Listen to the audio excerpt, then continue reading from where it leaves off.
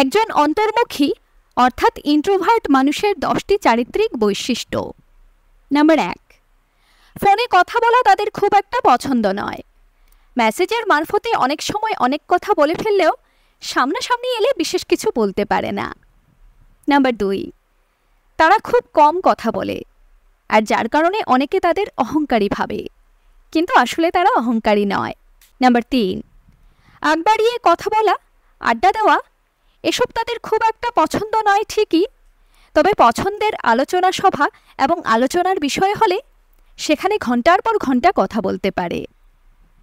Number 4, এদের বন্ধুর সংখ্যা খুব কম, কারণ সবার সাথে তাদের ঠিক বন্ধুত্ব হয়ে ওঠে না।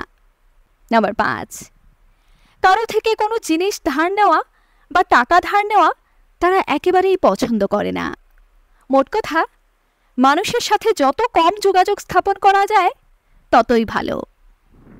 নাম্বার 6, লাইমলাইটে আসা তারা একেবারেই পছন্দ করে না। প্রচারের একেবারে বিপরীতে থাকা এরা পছন্দ করে। নাম্বার 7, অন্যের ব্যক্তিগত বিষয় নিয়ে তাদের বিন্দুমাত্র মাথা ব্যথা নেই। তারা এমনকি সেখানে হস্তক্ষেপ করাও মোটেও পছন্দ করে না।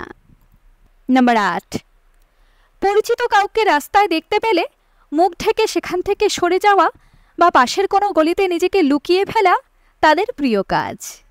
নাম্বার 9, খুব কাছের মানুষ ছাড়া তাদের অনুভূতিগুলো সম্পর্কে কেউ বিশেষ কিছু একটা জানতে পারে না।